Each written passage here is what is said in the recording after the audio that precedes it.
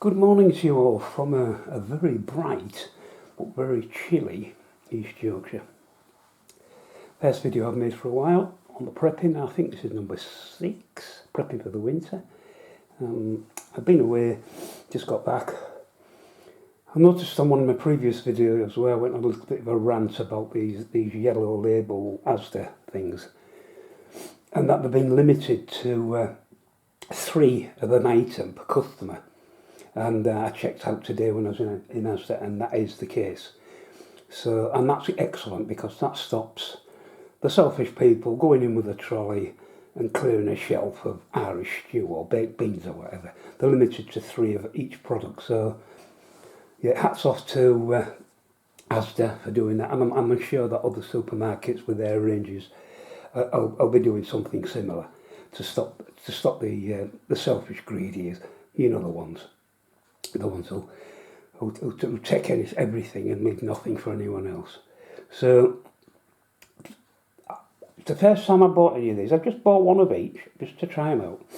And for prices, for instance, the pasta, that bag of pasta shapes, it was 35 pence.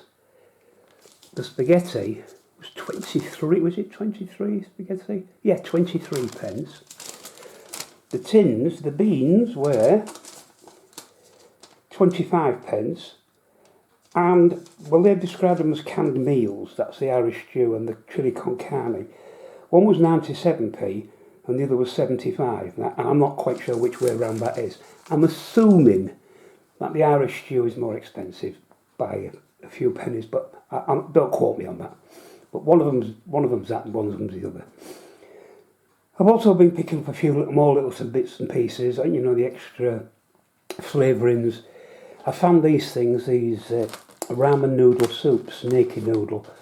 They tend to do them pots, you know, like a what do you call them, pot noodle type thing. But these are the packet things, and they're actually really nice.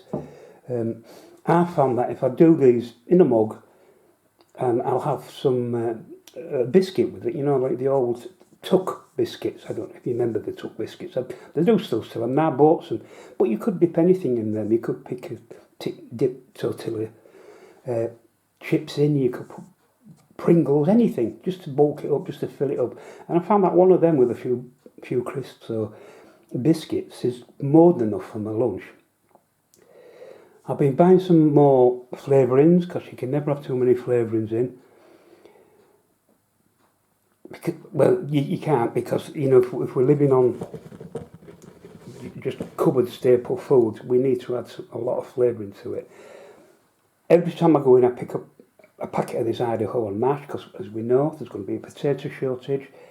Yeah, I do collect the canned potatoes as well, but it's where do you store all these things? These are perfect, lightweight. And of course, at the back some more pasta and sauces. And they're great because you can use a packet of that and add some of your cheap pasta, mix it together, and it bulks it out, makes it go further. We're going to have to think about things like that, because with the prices the way they are, with prices of food and everything going through the roof and the pound dropping like a stone, I'm waiting with great trepidation for the estimate for next year's fuel bill. I shudder to think what it's going to be. But so we've got to be prepared for all that. I don't think there's anything more. As I say, I shall continue to keep stockpiling in my cupboard. I don't buy huge amounts. If there's a tin of these things still available in the shop when I go next time, I'll pick one of each up.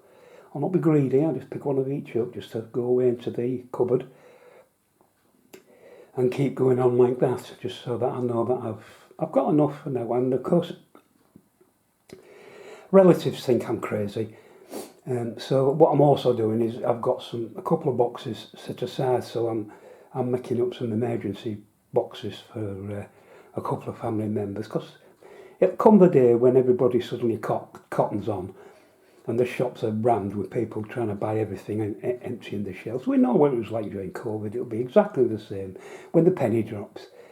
And obviously we don't want to leave family members short. So I'm taking the necessary precautions for them, as I assume a lot of you are as well.